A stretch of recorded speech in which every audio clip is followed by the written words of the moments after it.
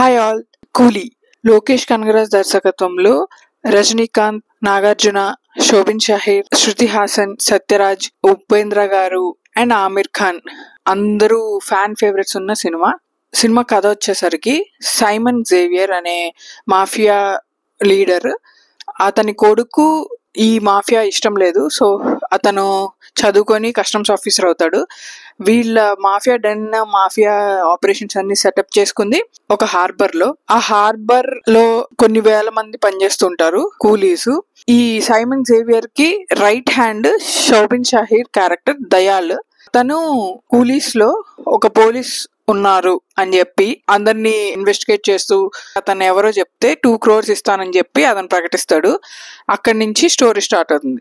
Positives వచ్చేసి the extraordinary and fan favourites cast from Rajinikanth to Aamir Khan. North south ని అందరినీ touch చేశారు. It was a beautiful visual to watch all of them on screen. Everyone has their own fan base. వాళ్ళని satisfy చేస్తూ ఆ elevations ఇస్తూ scenes రాయాలి. అది బాగా ట్రై చేశారు. అండ్ ఆ ఎలివేషన్ సీన్స్ అన్నిటినీ కుట్టుకుంటూ వచ్చిన సినిమానే కూలీ.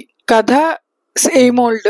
అమ్మాయిలు హెల్ప్లెస్ గా ఉంటే ఒక హీరో వచ్చి కాపాడటం, mafia don related stories. And story మొత్తం ఒక డ్రాగీ అన్ఈవెన్ ఫేజ్ లో వెళ్ళిపోయింది. ఇలా అన్ని లాంగ్వేజెస్ కి హిట్ హీరోస్ ని తీసుకొని వాళ్ళ సీన్స్ ని ఎలివేట్ చేస్తూ రాసే క్రమంలో స్టోరీ డైల్యూట్ అయిపోయింది. రజనీకాంత్ గారిని చూస్తే నా favourite Baasha and Thalapathi, almost all his old movies, his style, aggressiveness, ఇవన్నీ ఇట్ వాస్ రిఫ్రెషింగ్. ఆయనలాగా ఎవరు లేరు. అది సినిమా తేలేకపోయింది. ఆయన ఏజ్ కి తగిన క్యారెక్టర్స్ ఫ్యూ చేసినట్టు లాస్ట్ ఫ్యూ ఇయర్స్ లో అనిపించింది. Kabali, they have tried at least ఆయన ఏజ్ కి తగినట్టు అండ్ ఆయన స్టార్డమ్ తగినట్టు క్యారెక్టర్స్ చేయటం జరిగింది. కానీ ఇందులో ఏజ్ కి సంబంధం లేదు, కొడితే ఎగురుకుంటూ వెళ్ళి పడిపోవటం, ఇలాంటి old type of story telling గా ఉంది. అఫ్ కోర్స్ ఇలాంటి మాస్ ఎలిమెంట్స్ కూడా పెట్టచ్చు, బట్ ఆ స్టోరీని కూడా కొంచెం బలంగా రాసుంటే అవి కనిపించేవి కాదు. అది జరగలేదు. నెక్స్ట్ సీన్ వస్తుంటే ఏదో సీరియల్లో ఇంకో ఎపిసోడ్ వచ్చిన ఫీలింగ్ వచ్చింది. అండ్ అనిరుద్ధ్ మ్యూజికల్ వచ్చేసి సాంగ్స్ బాగున్నాయి, మంచి బీట్ ఉన్న songs and very good songs. But BGM scene లో ఎమోషన్స్ ఏమో సాడ్ ఉంటే అతను పెప్పీగా లౌడ్ మ్యూజిక్ తో ఇచ్చారు. It was not syncing with the scene. And Rajinikanth గారి స్టార్డమ్ ని మేనేజ్ చేసే లాంటి స్టోరీస్ వస్తే బాగుంటది. ఓల్డ్ అయిన హీరోస్ కూడా హీరోయిజం అండ్ ఇలా మాస్ ఎలిమెంట్స్ ఆఫ్ స్టోరీస్ ఉన్నాయి. ఇండియాలో కాకపోయినా we have world cinema like that. And నాకు అర్థం కాని విషయం, సినిమా క్లైమాక్స్ లో heroine or any weak link character ఏదైతే ఉందో, హీరోయిన్ కానీ ఒక చైల్డ్ కానీ ఏదైనా ఒక చిన్న సీక్రెట్ ఉంటే అది రివీల్ చేయట్లేదు. ఈ మధ్య లాస్ట్ 5 years గా అదేదో ఒక గొప్ప ట్విస్ట్ అన్నట్టు వదిలేస్తున్నారు. Vikram was superbly return script. It was very powerful and బాగా ఇంపాక్ట్ఫుల్ మూవీ అండ్ బాగా చూపించింది బాక్స్ ఆఫీస్ మీద అండ్ ఫ్యాన్స్ మీద.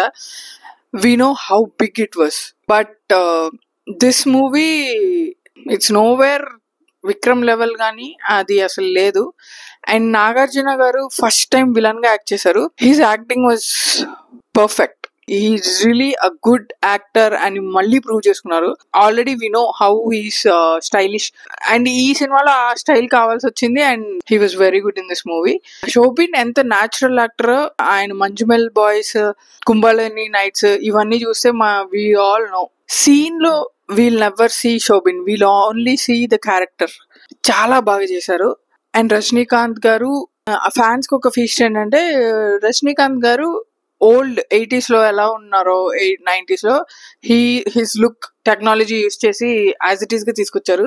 It was very very good to watch him. And Upendra garu, he was there for few scenes but he was supporting role. బాగున్నారు ఉన్నంతసేపు. Shruti Haasan, the face was zoomed in for lot of scenes. She looks very different. Acting wise బానే చేశారు. Sathyaraj garu will be there for some scenes. Overall గా fans కోసం ఈ cinema అంతే. And Lokesh Kanagaraj, his writing is way of, not up to his mark. Thank you.